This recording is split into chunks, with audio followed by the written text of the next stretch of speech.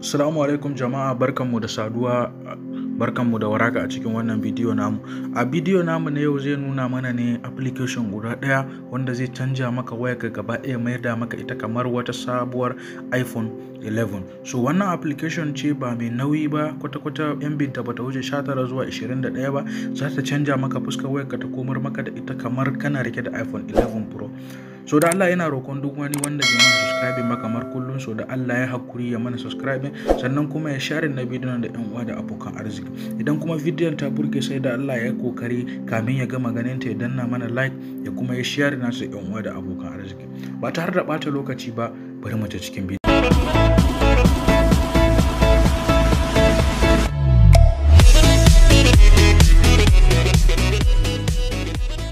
So kamar kullum a bidiyon mu, duk wani bidiyo da zamu yi idan har bidiyon ya dauke ne da wani application, muna nuna muku hanyar da za a bi a ji a dauko wannan application. Idan akwai application a Play Store, mukan je Play Store mu nuna yadda za a dauko shi. Idan kuma babu, mukan dauko inda ake sa website da ake samu application in. Zan bar muku sunan wannan application in da kuma link na wannan application in a karkashin bidiyon nan. Kuma ba sai shi kadai ba, akwai ire-iren su da dama, zaka iya downloading su maka aikin da kake so. So shi ma wannan zan bar muku link da kuma sunan shi a kasan wannan bidiyo. Za ku je gurin ku danna, sannan ya kai ku Play Store ku yi downloading nashi.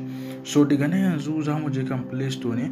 Kawai daga nan in muka tashi ga Play Store namu, sai mu danna akan shi. So muna danna Play Store namu zai budu. So daga ya budu ma za ka samu yana kan shi wannan application din ne.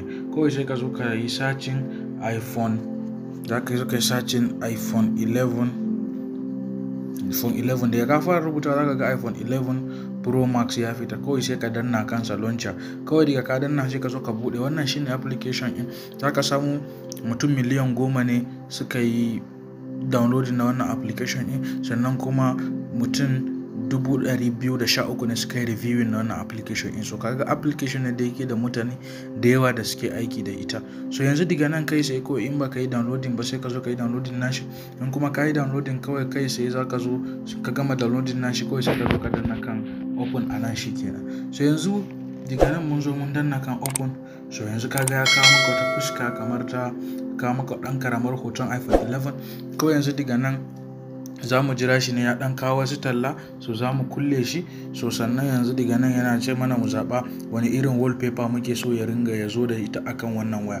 So kamar kullum za ka samu akwai wallpaper na iPhone wa'inda mutane suke yawan ganin shi a gaban waya ko suke son ganin shi. Yanzu kamar wannan ita ne ma take zo akan kwalin iPhone. So da ka zaɓi wannan yanzu sai mu danna kawai kan get started nan, button na farko kana danna. To shikenan yanzu daga nan za ka samu yana neman permission daga kan wayarka kenan. Yana neman kaman ka bashi umarni yayi wayansu abubuwa, kamar ya samu access zuwa kan hotunanka da sauran abubuwa da suke kan wayarka, domin ya baka damar kai aiki da wannan waya a cikin sauki. Sai yanzu daga nan kawai zamu danna kan skip access na. So ga mun danna kan skip access na, sai ya nuna mana haka wayar mu za ta kasance in muna so kamar na farin nan, ko kuma zamu iya mai da shi kamar na biyun nan. Sai yanzu zamu bar shi akan na farin nan, sai mu danna kan get started. To yanzu daga nan idan kaga wayata gaba ɗaya wayata ta kuma yanda ka san iPhone 11 Pro Max, dama kaga screen na wayata babba ce, sannan kuma wannan ita da sai ta dan bawa screen din sai ta yi kyau. Yanzu kawai duk wanda bai sani ba, idan har zai ga fuskar wayata kawai haka ina danna, zai yi tsammanin ko ina rike da iPhone 11 Pro ne, ba tare da ya ga sunan waya ko ya ga bayan waya ya gane ba. So haka za ka yi ka canza, kai ma ka canza gaba wayarka, ka canza fuskar wayarka ta dawo kamar ana aiki ne da iPhone 11. Yanzu daga nan na ja saman nan za ka samu ya dawo shi ma kamar iPhone 11 din ne. Yanzu na ja gurin notification nan, kaga komai anan yana aiki, daga volume da sauransu. So komai anan yanzu daga nan daga kaga ka danna toci zai kunnu da sauran abubuwa, ka kyamara ma ka danna zai buɗe. So haka kai ma za ka yi, kawai ka je ka yi downloading na wannan application in, gaba ɗaya zai canja maka fuskar wayarka, ya maida maka wayarka kamar kana aiki da wannan iPhone 11 nan. So da Allah idan har bidiyon nan ya burge ka, ka yi mana like, sannan kuma ka yi share nashi da 'yan uwa da abokan arziki. Muna godiya da goyon baya da kuke bamu. Sai mun haɗa bidiyo na gaba.